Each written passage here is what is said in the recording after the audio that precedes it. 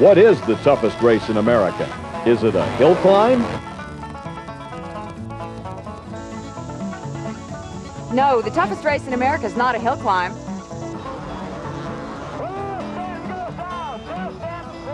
Is it a motocross?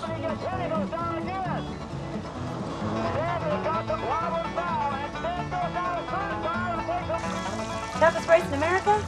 Definitely not a motocross.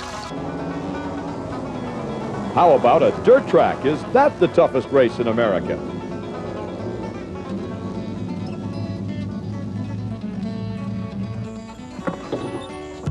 Dirt track? No. Dirt track's not the toughest race in America. Well then, how about a road race? Could that be the toughest race in America?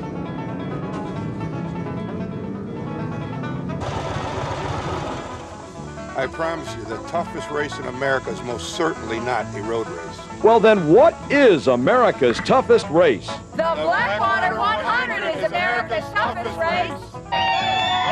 And this is Blackout, the 1993 Blackwater story.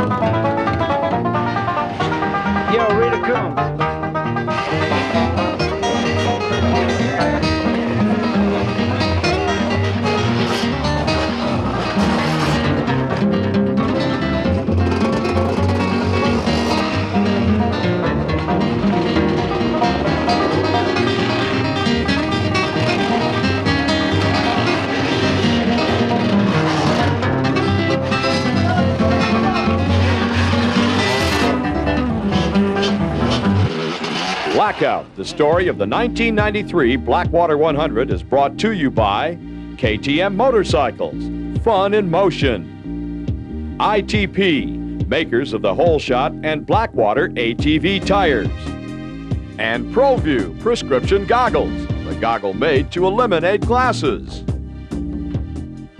100 years ago, Davis, West Virginia was a budding metropolis. In excess of 3,000 inhabitants found work in coal mines, the logging industry, or in the largest tannery in the state. But the timber ran out and gas replaced coal.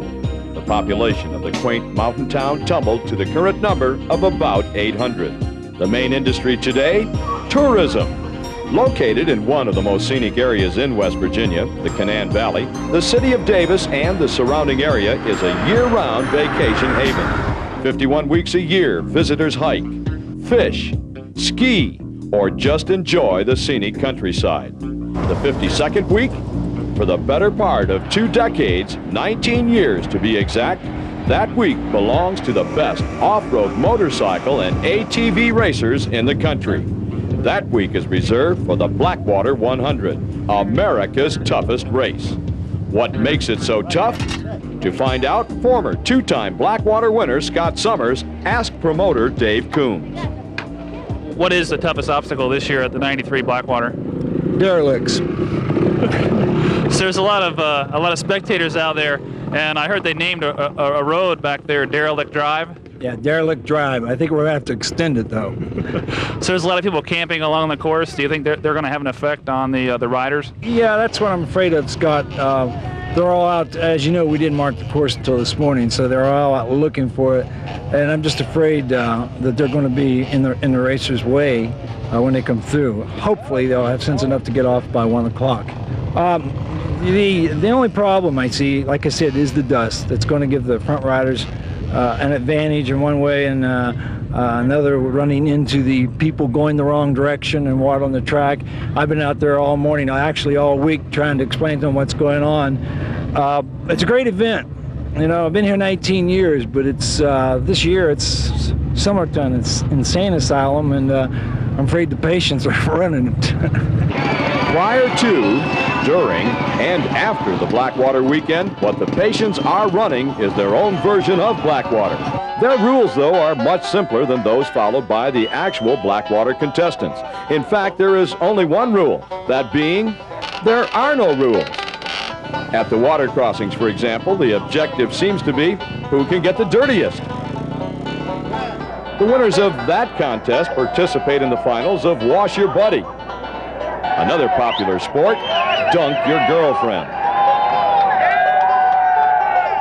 On the trail, those that have vehicles establish motorized roadblocks that shift in all directions. But it's back at the campground where the real action takes place. It's where the toughest race fans in America let it all hang out. The dress code is optional, but includes the minimum allowed by law. The official start of the campground contest is when the first spectator arrives. There is no checkered flag. It simply ends when the beer runs out. It's safe to say a huge number of Blackwater fans put partying first and racing second. Like Dave Coombs said, the campgrounds at Blackwater is a giant insane asylum, and the patients have the key.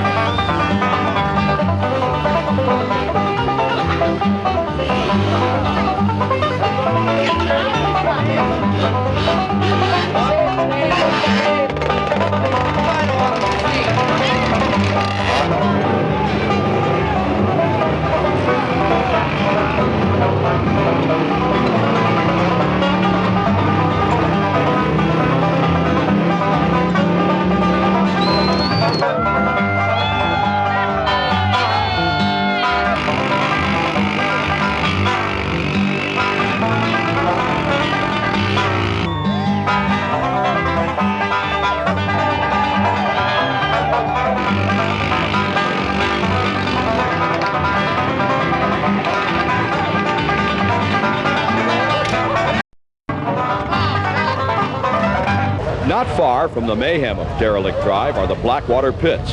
Here, the final preparations for America's toughest race are underway. The Blackwater 100 is a two-day event. The first day is devoted to ATVs, all-terrain vehicles, and the second to motorcycles. It matters not, though, to the Blackwater course if you have four wheels or two. The terrain is the same for both, and so are the problems that lie ahead. The veterans, those that have Blackwater experience, know what to expect and how to prepare. Now, in years past, that preparation was for endless miles of mud and deep water. At this year's event, however, there's a whole new set of problems. Dusty trails will make it difficult to see the terrain ahead, while mile after mile of rock sections will take their toll on machinery and bodies. Then there are the thousands of spectators that line the course to help, or on occasion hinder.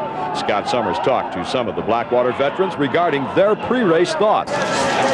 Well, I think this year the dust is going to be the worst. We haven't had any rain, you know, the water's down, and the dust is just, I don't care who you are, you can't see, and it's just really frustrating. And, you know, start position is going to be real important, and just having a good, clean ride. How does this race compare to other races in the series? Well, actually, it's a lot different. At times I feel it's kind of unfair, because you got not only the obstacles of the course, but you've got other obstacles, such as humans that consume a little bit too much liquid. Mark, probably being one of the most well-known Blackwater riders ever, having won the event 4 times, what kind of advice would you give to somebody coming to Blackwater for the first time? I think the biggest thing is don't get all amped up because of the atmosphere. You know, you got all these people here and all the crowds, and and you know, 500 and some riders, people just go a million off the start, and there's so many obstacles that you can get into and get over your head in a hurry, and it ruins your day real quick. Describe Blackwater to somebody that's never ridden this event. You know, Blackwater is just what it says. It's it's Blackwater. It's a tough, demanding race, and then, like I say, all the name guys show up. You know, for people, first-time riders here, there's going to be it's going to be a treat for these guys. It's a tough, nasty race, and you know, physical condition, mental condition, and all that's going to come into play. And it's also a fun race. I mean, you see sights here that you'll never see at another race. The biggest thing is to go out and set a good pace, but not fast enough to break your body or the bike, and then hopefully it's a fast enough pace to be there at the end. It's hard to say about the spectators. It seems like if you fall down, they're more willing to help you up, but if you don't, they like to see you fall down. So in some cases, you know, I think they're not going to be a help. You know, for some of the riders that fall down and drowned out, maybe they'll drag them out of the water. So. Your biggest obstacle is not the rocks, it's not the dust, it's not the mud, it's not the other riders, it's the derelicts on the three-wheelers, four-wheelers, and two-wheelers that don't even know a race is going on. They just know you go to Blackwater and raise hell. After those sage words of advice from Dave Coombs at the riders' meeting, spectators, at least those that knew a race was going on, left Davis to seek the Blackwater course. For Blackwater ATV contestants, it was time to saddle up and head for the start line. And at Blackwater, getting to the start is a contest all in its own. The contestants head in one direction while the spectators head in all directions.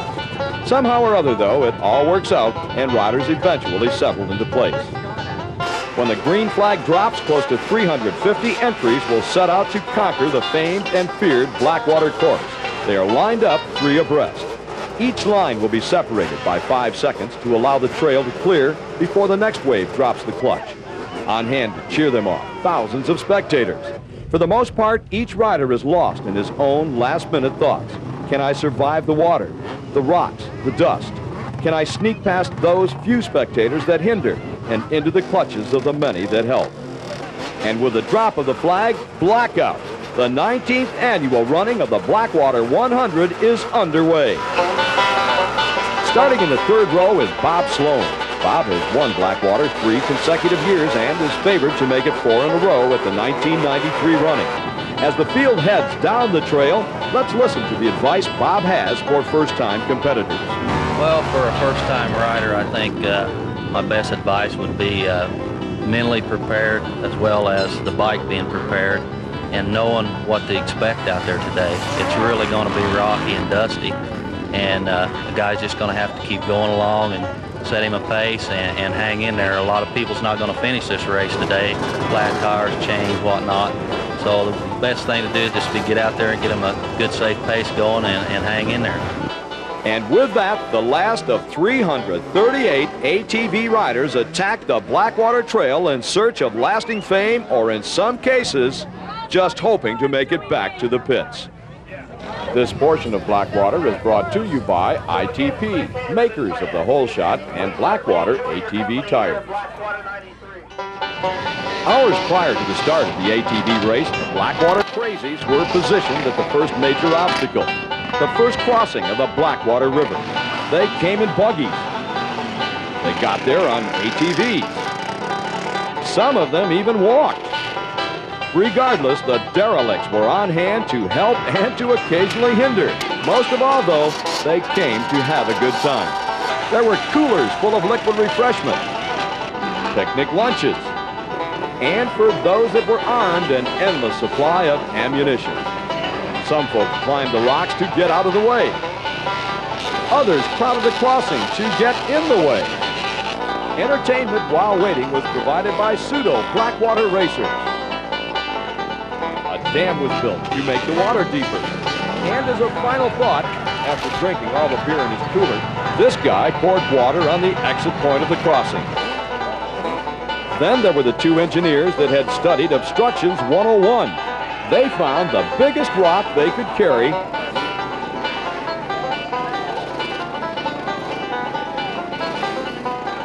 and dropped it in the middle of the trail. To grind it all in, a distant cousin of Bigfoot was on hand.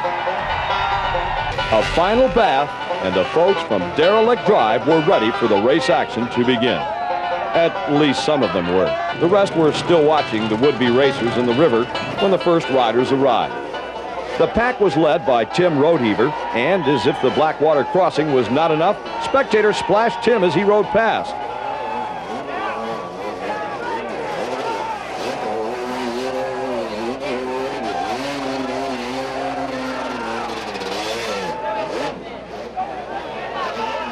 Chris Gillette on the other side of the crossing received the same treatment.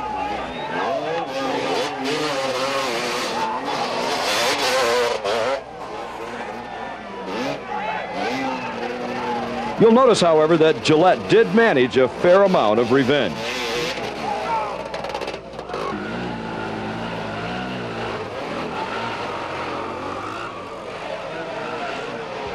The fifth ATV to enter the river was ridden by three-time winner Bob Sloan. Sporting the number 1 on the front of his machine, Sloan, on the mile of trail leading to the Blackwater River crossing, had already passed 4 riders. Sloan was hung up momentarily in the slippery rocks on the riverbed and in the congestion that had already formed at the crossing exit.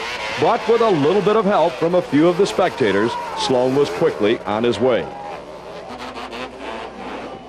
Behind Sloan, the next few riders made their crossing with minor difficulties. Then the fun, at least for the spectators, was underway. The river turned into what is best described as a Dodge 'em ride at the amusement park. The Dodgies were the riders. The Dodgers were well-meaning Blackwater fans.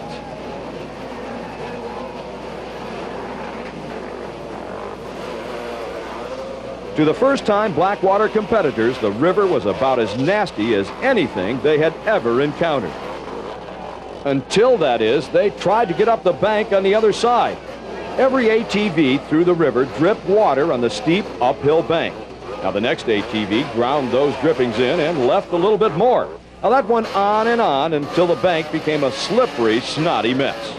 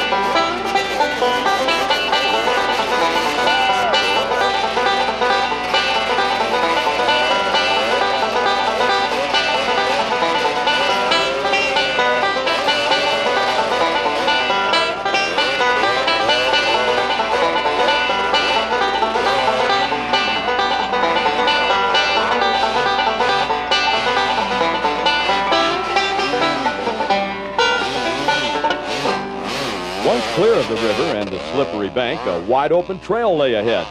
Well, it's not really wide open. There are a few rocks scattered here and there. Rocks that, for the riders that keep up their momentum, are no problem. For those riders that slack off, however, a major problem. But again, the folks from Derelict Drive were on hand to sort things out. They pushed, and they pulled, whatever it took to keep the riders moving. Remember the billings? Blackwater, America's toughest race. Now you know why, and so do the 338 riders that challenged the course in 1993. Blackwater is a mental drain. In those rare moments on the Blackwater Trail when you are not pushing or being pulled out of a water hole, you spend your time thinking about what lies ahead. More to the point, what diabolical trap lies around the next bend. But most of all, according to Blackwater veteran Chris Gillette, Blackwater is a 100% physical drain. I would say this is the most demanding race you race throughout the year. It's got a 2-hour race, 2.5-hour race. It's constantly rocks, constantly pounding you. You should have been trying to get in shape for this one about 2 months ago.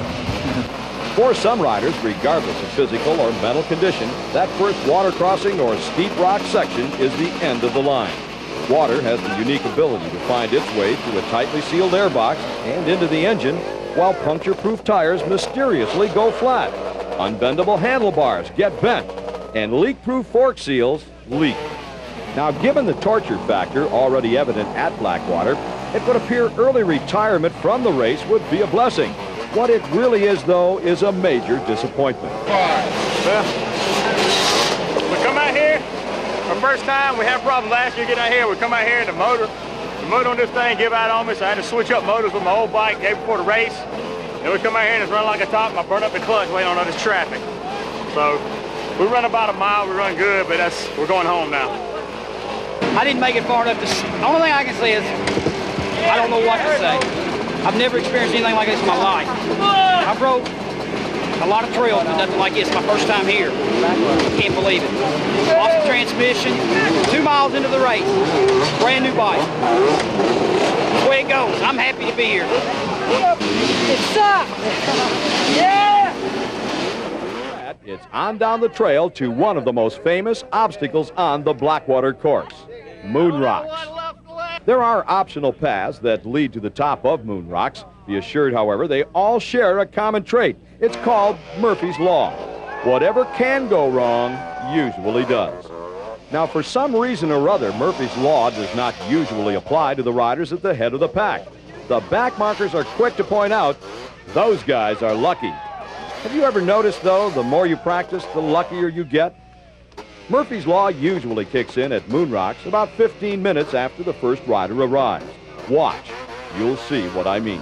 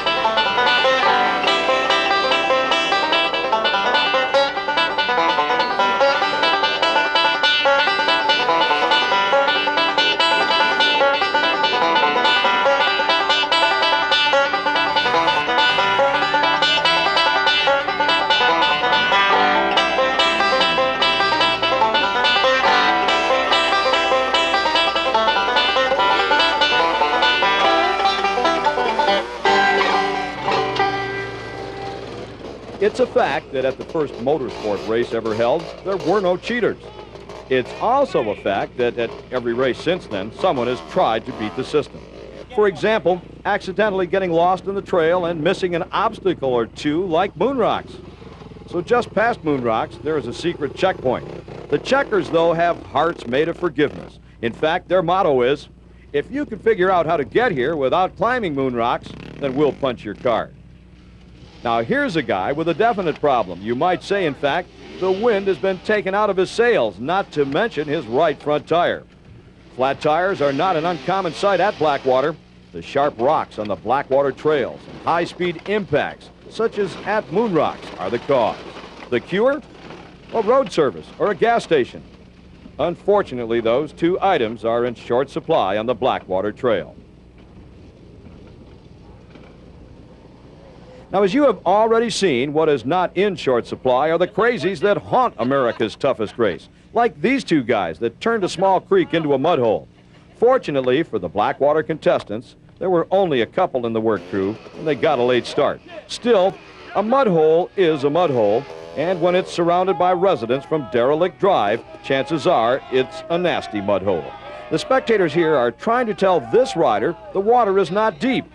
For once, they were right, but he was tough to convince. And it's only about that deep, I swear to God. I wouldn't mind.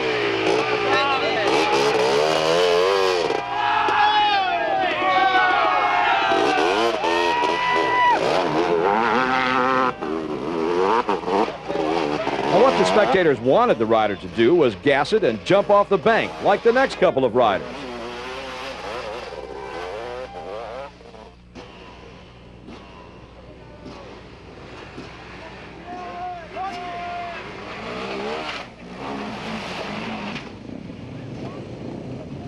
Now watch this guy.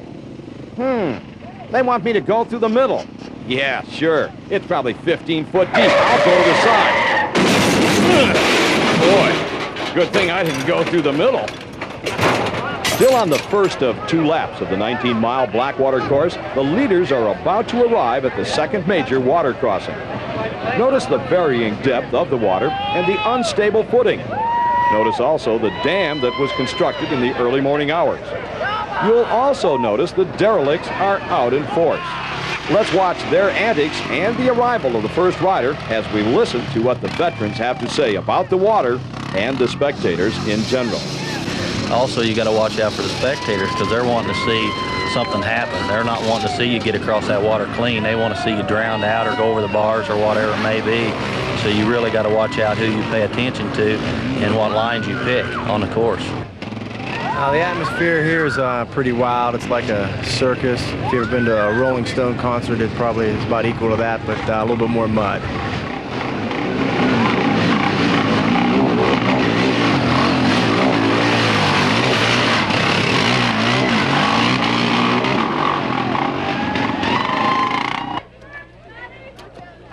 The biggest thing that surprised me was the first year I was here, I looked at the course before the race, and I saw the creek crossings and stuff, and I didn't really think they were all what they were said to be. The next day when we got to the same place where the water was 6 inches deep, it was 3 feet deep, and they had all built dams over the night and changed the whole course and the crossings, and then they just funnel you right to the spot they want you to attempt to make it. Which, if you give it a good try and you don't make it, they'll help you, so it's okay.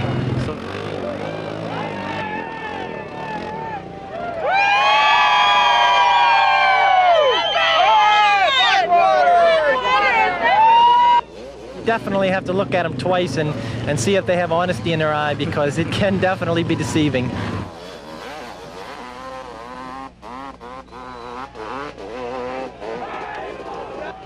Down here, you really have to watch the spectators. If you have some spectators that'll really help you, and then some spectators have a can of beer in one hand and a camera in the other. You sure have to watch those ones.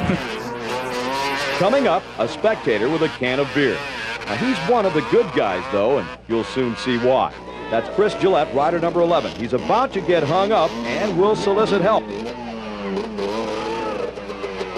The spectator that jumps to the task starts to set his beer on the rear fender of Chris's ATV, then he threw it away.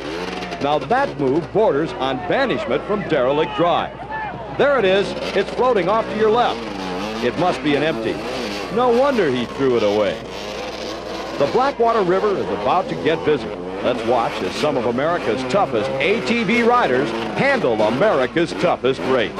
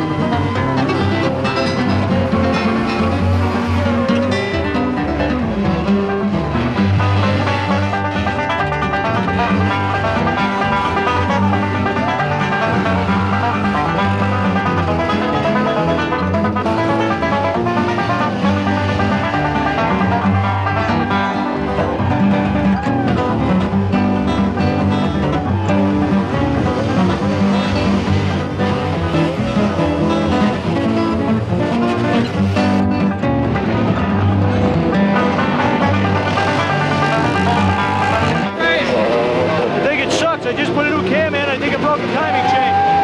Other than that, it's great. I'll find out in about 5 minutes. It's one of the best vacations a fella could have. It's great. It relieves the tension. Love it.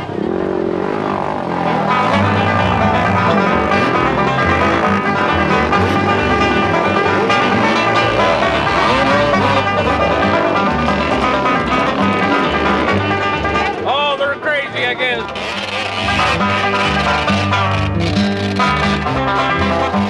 Is this a party or what? Yeah, Blackwater's the best.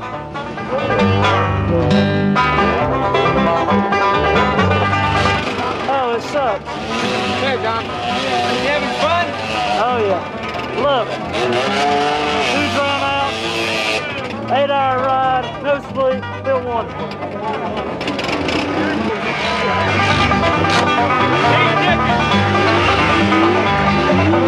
My ultimate goal is to run 1 lap at Blackwater. That's it. Man, you know what I think of Blackwater? I think it's just one big.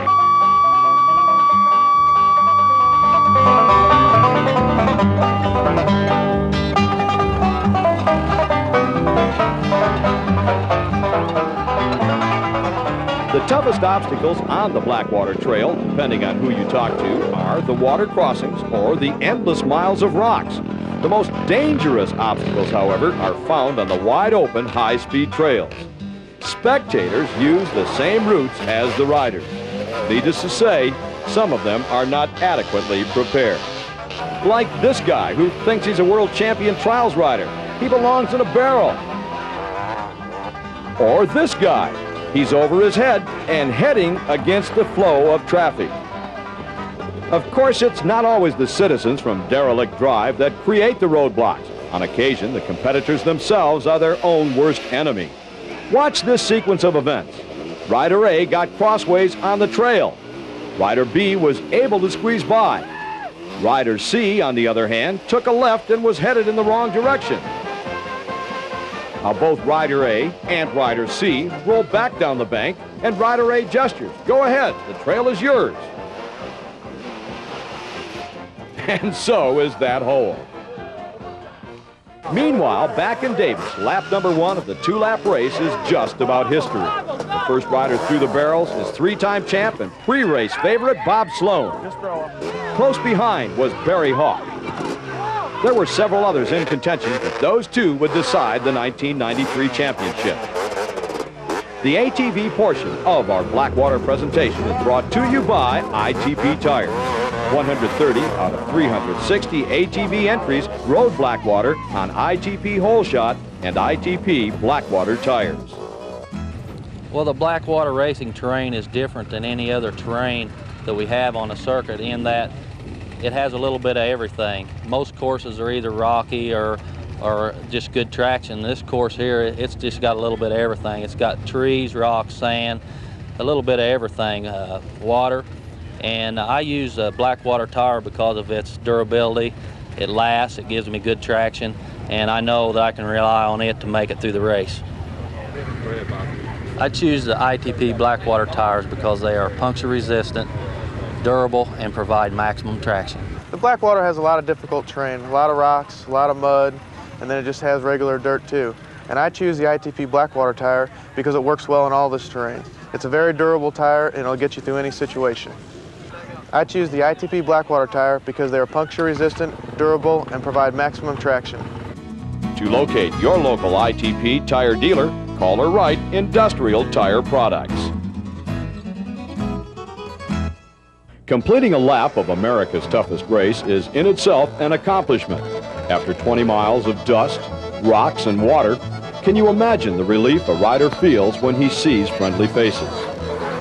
For riders like Rick Madison, it's an opportunity for repairs that will put him back on the trail for the final lap. For those riders in contention for a Blackwater trophy, getting in and out of the pits as quickly as possible is the name of the game. Time spent dumping gas or in idle conversation is time lost on the trail. For those few contenders, it's gas and go.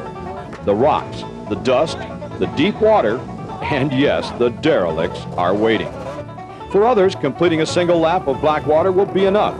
For the next year or so, their byword will be, been there, did that, and I ain't gonna do it again. Until, of course, next year's event rolls around. Meanwhile, out on the trail, the competition is heating up. Barry Hawk has caught Bob Sloan and is dogging the three-time winner. Hawk started 15 seconds behind Sloan. His time will be adjusted at the finish. He does not have to pass to win. He does, however, have to keep Sloan in sight. Close enough to see the leader's cloud of dust is Steve Holbert. Steve is having a great ride, but unless the lead duo take each other out, Holbert is racing for third. The end of the race is just seconds away. Word of the tight battle has reached the pits. It will be the closest ATV finish in the history of Blackwater. The first rider to appear still going flat out was Barry Hawk. Close behind, Bob Sloan. How fast were they going? Well, the rider trailing them was completing lap number 1.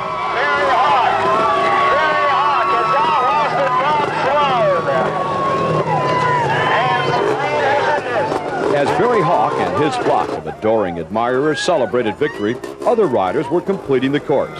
Travis Rule would finish third overall, while Steve Holbert came home fourth. The day, though, belonged to Hawk. With a mouthful of mud, Hawk's grin said it all. With the celebration underway, Scott Summers caught up with second-place finisher Bob Sloan. Did you have any problems out there on the course? No, not really. Once I got in the lead, I had pretty smooth sailing, and then I made a little mistake back there, and Barry got by me, and then it was really rough from that point on, trying to stay close to him in the dust. And he'd leave me by about 10, 15 seconds, and I'd catch him back in the woods and try to put a move on him, and it never worked. I tried 4 or 5 times that last lap. I knew I had to put a little bit of time on him, and it just didn't work out. Congratulations on the third place ride. How did everything go out there? Well, it went pretty good the first lap. I was right with Barry and Bob. We was all pretty much together until the river crossing right down here. I got across that and I figured out how to rear flat. Barry, you overcame all the obstacles today. Can you tell us what the course was like out there? Yeah, it's you know, dusty in places, then it was really muddy in places, but spectators were really bad on the last lap. They just wouldn't get out of the way, but yelling, and then they finally move out of the way. And I guess I like the track this time. Looked like Bob Sloan finished about 2 seconds right behind you. So you came pretty close to Bob early in the race, and did you have to follow his dust? Can you remember exactly where you passed him for the last time? Yeah, the first time, I only passed him one time. Going up the power line, I followed him through all the river crossing, rocks up through there, and I just thought, I got to get around him. I'm tired of eating his dust. And there was 2 ways. There was a rough way to the left and a smooth way to the right, and he went to the right, and I just held on the gas, held it wide open up through the rough stuff, and we side by side, but I had the straight line because he had to cut back onto the rough stuff, and I just had straight line, and he had to let off. The ATV portion of Blackout, the story of the 1993 Blackwater 100, was brought to you by ITP Tires. From ITP, congratulations to Barry Hawk, 1993 ATV winner, and to all the competitors that took on America's toughest race. Still to come on Blackout, the best off-road motorcycle racers in the country. The motorcycle portion of Blackwater is brought to you by KTM Motorcycles, Fun in Motion, and ProView, the goggle for those that wear glasses. But before we watch the Motorcycle Riders Challenge America's Toughest Race, let's check in on America's toughest fans as they challenge the Blackwater Party.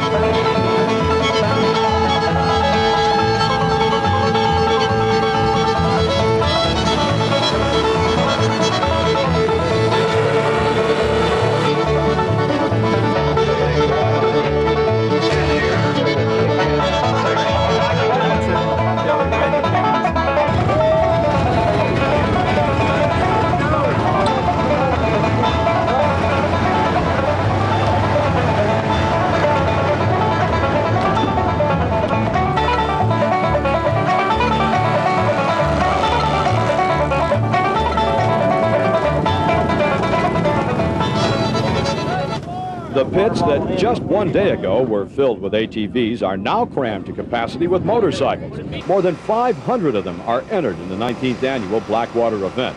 Before it's over, more than one rider will comment to his pit crew, "You know, there must be at least another 500 riders on the trail that are not entered."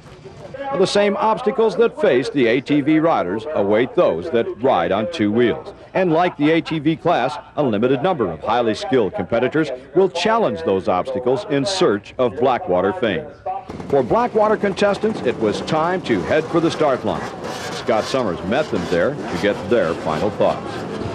Tommy, what's it feel like to have such a good draw being on the front row? Excellent. Can't get any better than this. Who do you think is going to be your toughest competitor out there? I think Randy's going to be tough today, and so's Dwayne, and Mark Hyde's always right there, and he's on the front row. Blackwater 100, you've been here before. What are you thinking about right now, being on the front row? I think it'd be nice to be out front out of the dust, you know, and then ride smart early and be close when the checkered flag comes down. Make it count then. Good luck. Thanks now. Let's walk. Great draw. You're on the front row. What's it feel like? You know what? Hey, you know, all the people here and all the yelling, it's a great feeling to be here, but a little nervous too, because I know I got some fast guys coming behind me. I hope being up front with the dust is going to come to my favor. But hey, I'm just going to go try to ride my own race and see how it goes. Jeff, you're in the second row. You finished second overall last year. What are you thinking about right now? Just hopefully don't do nothing stupid going out the power line road. It's going to be real dusty, and just try to get a good consistent pace, and then when it clears out, hopefully pick up the pace a little bit. But this first few miles is going to be real tough. Larry, you're in the second row. You got to feel good about that. There's probably 500 some odd riders behind you, so you're in a good spot already. What are you thinking about right now? Well, I tell you, there's 5 good riders in front of me, and there's 4 good riders next to me, and there's about another 20 guys behind me. It's really hot, humid, muggy. I think it's going to be a really tough day. Fred, you never won the Blackwater. This is your first time ever. What are you thinking about right now? I'm thinking if it's my first try, I might as well go out there and win it the first time and see what happens. No, really, I'm just concentrating on making it through the first lap without having too much difficulty and trouble, and see where I'm at and take it from there. The motorcycle portion of Blackout, the story of the Blackwater 100, is brought to you in part by ProView prescription goggles. We'll return for the start of the race after this message from ProView. For over the years, people ask me about Blackwater all the time. And, you know, to start out, I mean, you got to have a good bike, good equipment, everything you need to ride Blackwater. You got to be mentally tough, physically tough, because it's such a long, demanding race. You can't come in here half prepared. You know, so I make sure my bike's really prepared, good tires. And one of the biggest questions I've had over the years is how do I see? Because Blackwater, you know, is known for its mud, its rocks, its water crossing, the rain. Yeah, for people like me who have vision problems, you know, there's a lot of things that I had to do in the past to make it so I could get through a race like this. I wasn't able to maybe follow somebody as close, so I had to really pick and choose my spots to pass. I had to be real careful at water crossings and, you know, and mud crossings. But now since I've switched to ProView goggles, I mean, it's made me a lot more competitive. It's let me take chances where before I'd have to wait for an opportunity to appear. And now, you know, I can go as hard as I can right from the start, and I don't have to worry about, you know, constantly keeping my glasses clean. Yeah, one of the nice things about the ProViews is your prescription is actually inside the outer lens. So that way when you encounter water and mud and, you know, branches or rocks that could scratch the outside lens, you're not going to get any of the water and mud on the inside. So that way you can give your roll off a quick tug, and again, you have clear vision and it never affects the inside lens. I tell you, I see people riding around and they take their goggles off because they can't see, or they pull their glasses down, and you only get one set of eyes. And by wearing these, it just makes you feel so much more confident when you're racing, because you know you can always have clear vision, and it just makes racing so much easier. I mean, they've eliminated a lot of headaches and hassles that I had to put up with you know, non-perfect vision. I would highly suggest to anyone with vision problems to give ProView goggles a call at this toll-free number. To order your special prescription goggles, call or write ProView prescription goggles.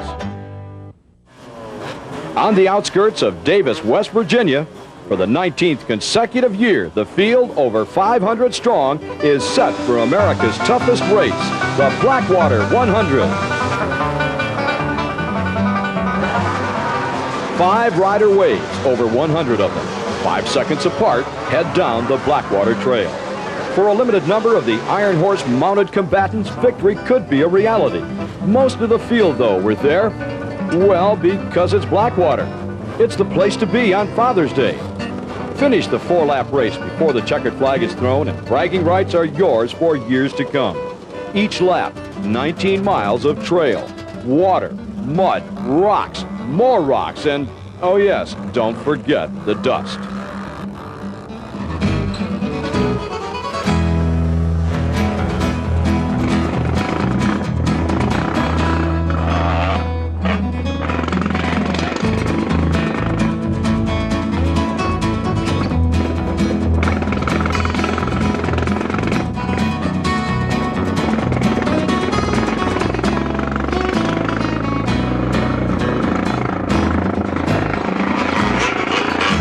Not far out of Davis, just a mile in fact, the riders will encounter the first major obstacle of the day, the Blackwater River.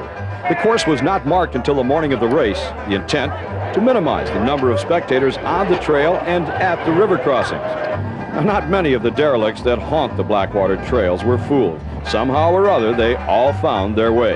Speculation was a large part of the huge crowd on hand were left over from last year's Blackwater event. They arrived early to gain the best vantage points. To prepare for the activities ahead, massive quantities of liquid libation were consumed. To amuse themselves while waiting for the riders, impromptu games were organized that included water yo-yo. Show your girlfriend a really good time. Watch the mud from your ATV. And shoot the crowd a bird. The first rider to cast his eyes on the Blackwater River was 1990 winner Tommy Norton. The 125cc Kawasaki rider took no chances. Water at the Blackwater River is not the problem. The problem is under the water. The riverbed is a field of rocks ranging from softball to bowling ball size. Through the years, the swift Blackwater current has worn down the points and crevices, turning the rocks into a slippery, uneven bed with virtually no traction. Caution is the key word of the day. Jan Rehor found that out the hard way. Behind Jan, Enduro star Randy Hawkins was quick to pounce and moved into second place. Then came Mark Hyde, rider number 5. Dwayne Connor, number 4, followed by KTM rider Jeff Russell. He's number 9, also capitalized on Jan's mistake. Fred Andrews in the middle of the river, number 207, narrowly avoids a mid-river collision that could have ended his day. Meanwhile, the Blackwater fun was about to get underway. The veterans and better riders at the head of the pack cleared the Blackwater River with minimal problems. Now, the riders that followed had less experience and less ability. They found more than their share of problems in the river and out. Keep in mind, every cycle that left the river dripped water on the bank. The next cycle in line ground that water in and dripped some more. That too was mixed in and on and on and on. As a result, after 100 or so riders have crossed, the exit point resembles a slippery, gooey mess. You want some advice? Right up front with the experts. Here's another problem common on the Blackwater Trail: impromptu machinery surgery. By now, the Blackwater River resembles a busy day at Disneyland. The spectators get closer and closer to the action, and the riding corridor narrows. Not to worry, though, by now the spectators are part of the game. They push, they pull, whatever it takes. The folks from Derelict Drive are all wet, but they're not all bad. Now, you might wonder if the spectators stayed out of the way, would the crossing be easier on the riders? Doubtful. Quite frankly, some of the riders should not be there either. Like any organized mob, there is a leader. At the Blackwater crossing, he directs traffic. Now, you have to make a quick decision. Do you trust him or not? The less favored positions for spectator helpers is on the riverbank itself. They manhandle the machines in the gooey mud. Like their counterparts in the water, they tug, push, and pull, but they face the danger of flying motorcycles. Now here's a rider with a fresh approach to getting up the slippery bank. No problem, assuming, of course, you can find 10 or so strong backs and weak minds.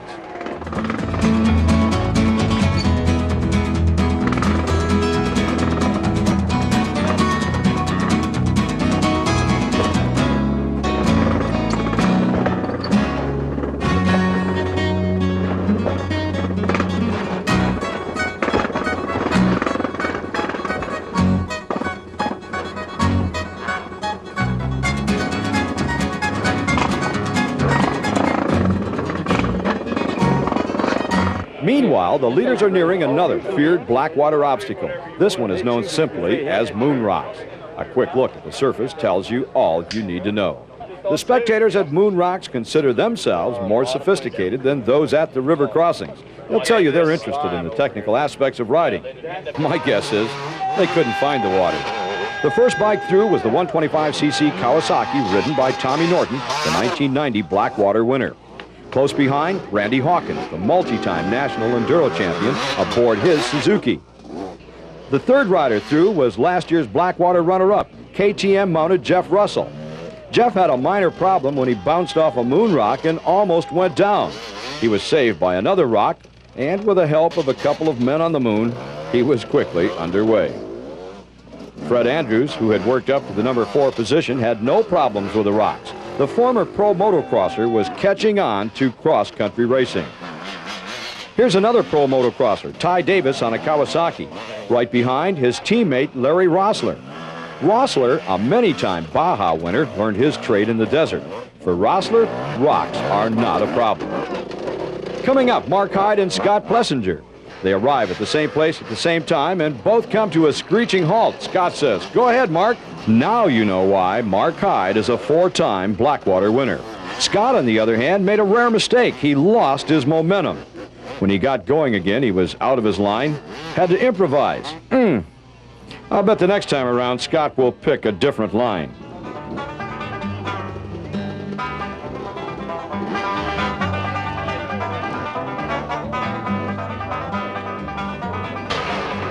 Now watch the Suzuki rider. He'll demonstrate the classic technique, one wheel in one rut, the other wheel in a different rut. Not the way to do it. Next, for those of you that are would-be Blackwater riders, the proper technique for getting up rocks. And how not to get up rocks. You don't get off and push like you do in the river. The key again to moon rocks is momentum.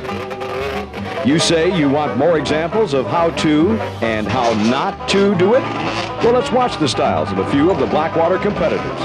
That was how not. And that was how.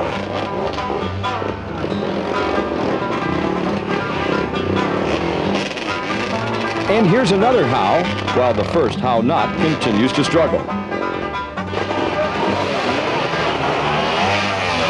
Here's a rider with a how to and a how not to all in the same ride.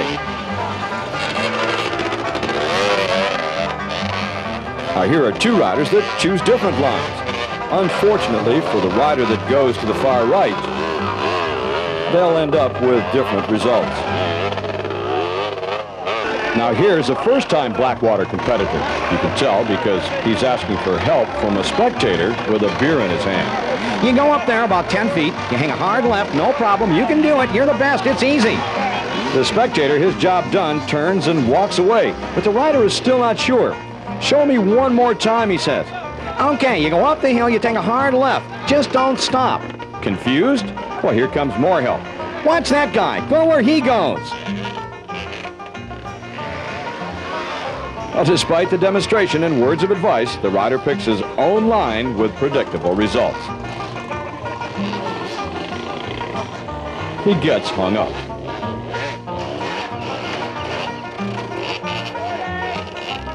Spectators can sometimes be trusted. Most of them, in fact, are helpful souls. But all the spectator can do is offer advice and words of encouragement. That sometimes is not enough. This Kawasaki rider has been given the options, off to the right or off to the left. Go straight up. He opts for the hill. Then for some reason or other, he opts to roll back down the hill.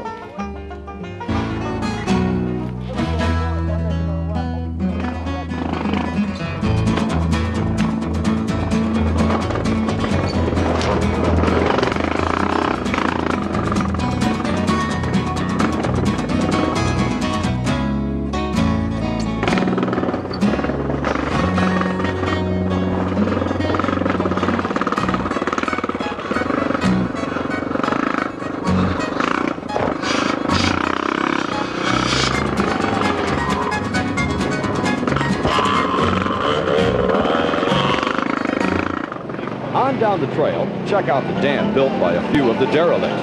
They got here early in the morning when this river was nothing more than a creek. To be sure they have done their job, the river has to be tested. How deep is the water? How slippery are the rocks? A test rider is sent to find out. No problem at all. We'll see when the competition arrives.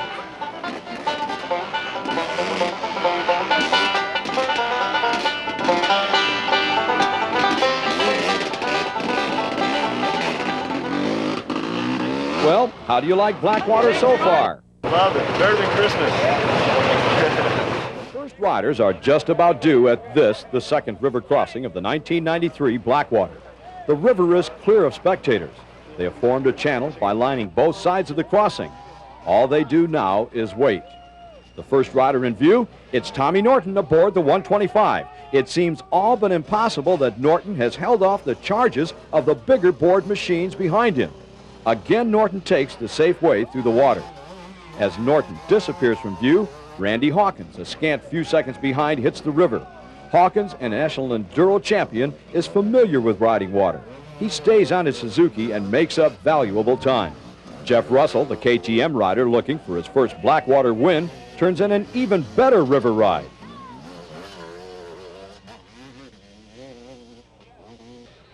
In fourth and fifth are the professional motocrossers Ty Davis and Fred Andrews. Word from the trail is Andrews had worked all the way to third, then suffered a hard crash on one of the high-speed sections. He got up a little sore, but the bike was not damaged. Andrews dropped a couple of positions, but is still in contention. Larry Rossler and Dwayne Connors were the next riders into the river. No problem for Rossler, but off to the side, Connors found a hole and tipped over. Mark Hyde slowed to avoid running into Connors, while Doug Blackwell gassed it up and passed them both. For Connors, the untimely crash spelled the end of his hopes for the win. Pushed from the river, it took Connors a few minutes to restart his Husky. At this point, as riders start to file by, the frustration felt by Connors can only be imagined. He was doing so well. Among the leaders, Connors, if it had not been for that slight error that put him down, might have turned in the ride of a lifetime. Finally, he gives up. He'll push the Husky out of the water and up the trail. Behind him, the action picks up as the front end of the mass of Blackwater riders hits crossing number 2.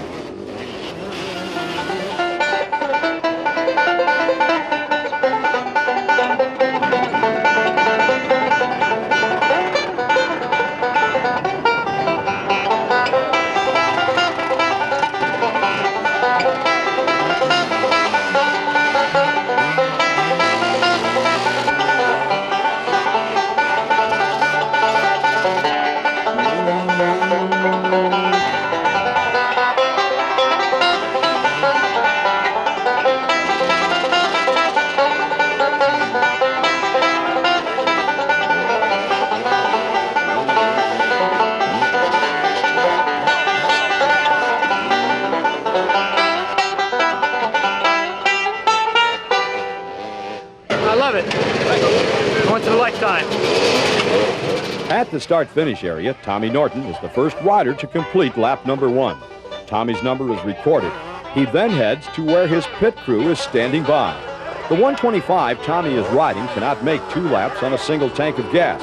So not only is Norton down on power due to the size of his machine, but valuable time will be lost at the end of every lap. And here's Randy Hawkins aboard a 250. He'll stop only if he needs repairs to his bike or body.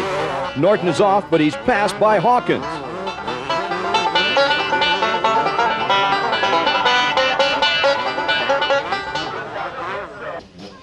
Jeff Russell is the third rider in. He'll take the KTM through the barrels and continue down the trails without stopping.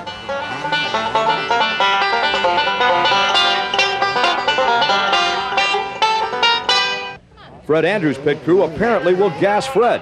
It could be Fred's machine drinks a lot of gas, or it could be a precautionary measure. This is Fred's first Blackwater, but it's not unfamiliar territory to his crew. Both his father and brother have recorded excellent finishes at Blackwater. Like Norton, Andrews pays the price of stopping. He's passed by Ty Davis. Andrews is off after losing at least 15 seconds.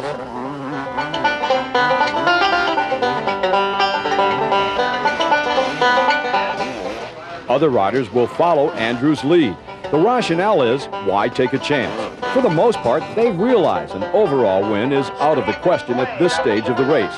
Had they been closer to the front, they might not have stopped. While in the pits, most riders will get clean goggles or even a new pair of gloves. Four-time winner Mark Hyde is running off the pace set by the leaders. It was reported Hyde was ill prior to the start of the race. It's questionable how long Hyde will continue to ride.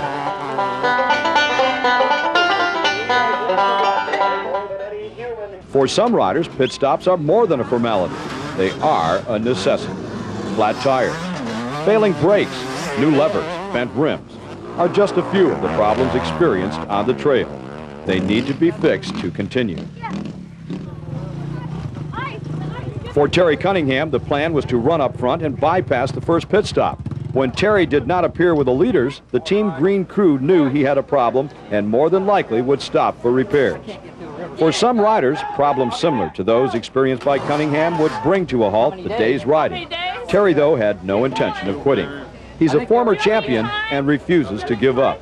Oh, they didn't? What happened, Terry? Oh, I had to push through both rivers. Why? The bike was just dying. I'd get halfway through. Oh, it didn't take much. There. And, it'd die. So I'd get to the other side and had to kick it, get it started. That took a couple minutes each time.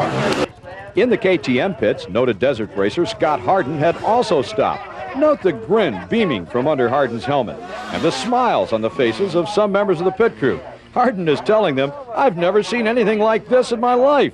It's a long way from the desert, and I'm having a ball.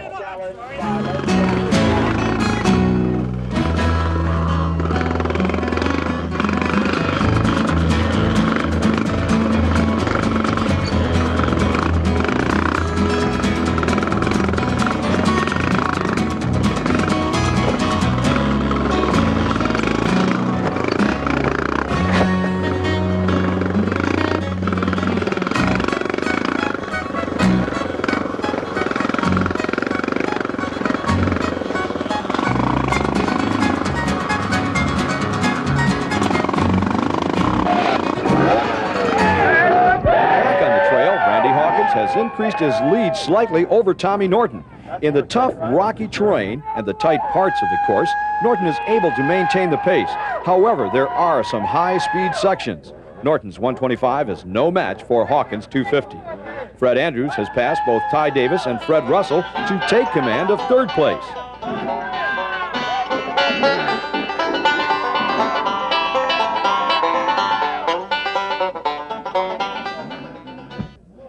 Another rider that has moved up in the standings is Doug Blackwell.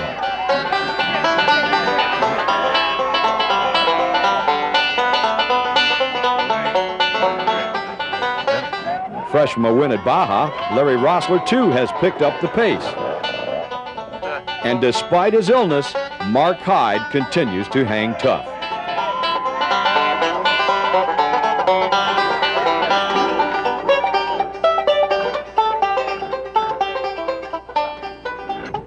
Jeff Russell was third at the end of the first lap. The KTM rider had problems at one of the river crossings on lap number 2 and had a lot of ground to make up. For the leaders, the Blackwater Trail is difficult, but they take it in stride. For the back markers, though, it's like, well, it's a Rocky Horror Picture Show. It's bad, but it won't go away. Now watch this guy. He's riding along in complete control when all of a sudden he finds himself on the ground. Not to worry, the derelicts materialize to help, or maybe to put on him the kiss of death. Watch what happens when he gets going again. Is that embarrassing or what?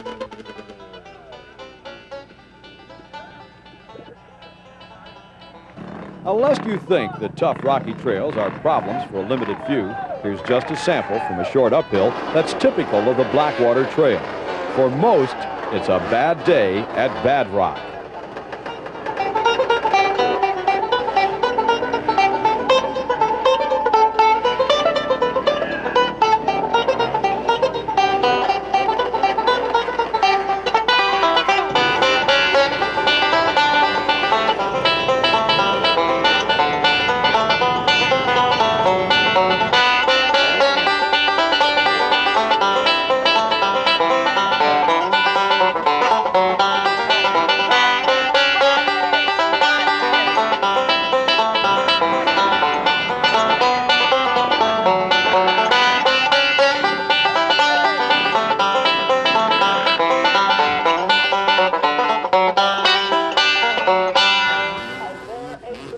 Back at the finish, the leaders have completed lap number 2. Mark Hyde is coming in and will call it a day. In the KTM pits, Scott Plessinger has also dropped out. Scott Summers talked to the two riders. Scott Plessinger, he was doing really well overall, one of the pre-race favorites. Can you tell us what happened out there, Scott? The front end didn't want to stay under the bike all day, and I hit a rock. I was following Mark Hyde in the dust, and I hit a rock and kicked the front end out from under me, and I tweaked my knee pretty good. And I come in, and I decided to go out and try to make another lap. And after I went through the first water crossing, I was going down through there, and I hit another rock, and it spit me off pretty good. So I decided to call it to quits after that. Mark, this is end of the second lap. Can you tell us what happened out there?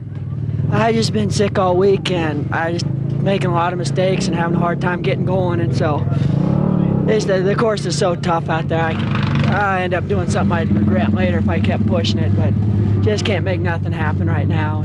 Is there a lot of dust on the course? The first lap was really bad. Since then, it's gotten a lot better. We've gotten strung out. If you can get in the woods, okay, but still, this lap, now we're getting into lap traffic, and it's getting bad again. I miss those bogs. A short time later, the leaders put lap number 3 in the book. Randy Hawkins, who took the lead at the end of the opening lap, maintained control. Hawkins, though, had experienced a minor problem that needed correcting. His shift lever was bent and needed straightening. There was no time for a replacement, so the crew bent it back into shape and hoped it wouldn't break.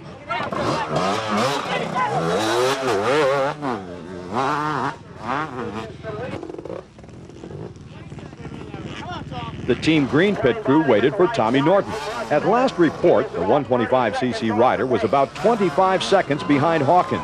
Now, Norton is sponsored by the Ninja Turtles. While they were not on hand, their spirit was.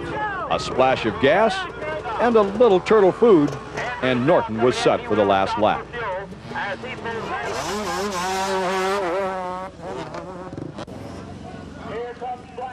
Less than a minute behind Norton came Fred Andrews. He was gassed and out of the pits in near record time. The Blackwater Charge was underway. Blackout. The story of the Blackwater 100 is brought to you in part by KTM Motorcycles. After this short message, we'll return for the exciting conclusion of the 19th running of Blackwater. Hi, I'm Jeff Russell, 1991 AMA National Enduro Champion. I ride for KTM Sport Motorcycle. Enduro racing is long distance enduro riding, usually 100 to 150 miles in length. We could go over various terrains, rocky, water. That's why it calls for a good, dependable motorcycle. When it comes to dependability, I choose KTM. Same bike you can get at the KTM dealerships, just like mine.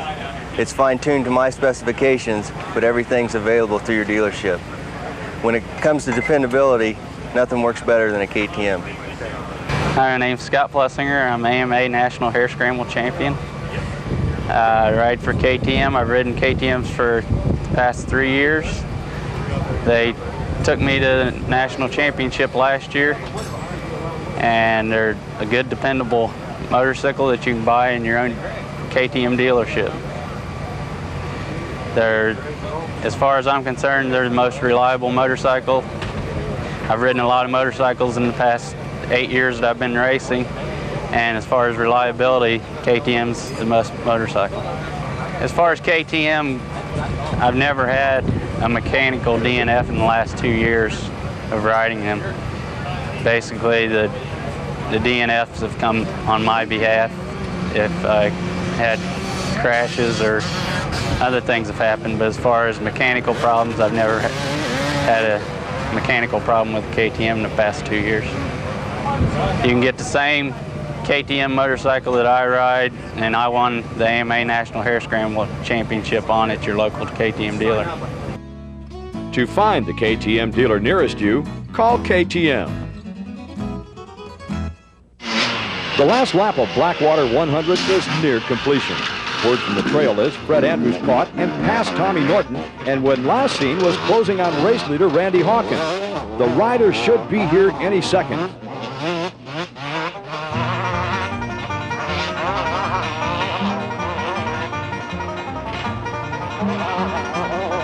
The Andrews pit crew is jumping up and down, and there's the reason why. Fred Andrews, on his first attempt, has captured the 1993 Blackwater 100. Andrews was at least 1 minute and 15 seconds behind Hawkins at the start of the last lap. And here's Hawkins. This is one of the tightest finishes in the 19-year history of Blackwater. And there's Tommy Norton. He led the first lap and was in second at the start of the last lap.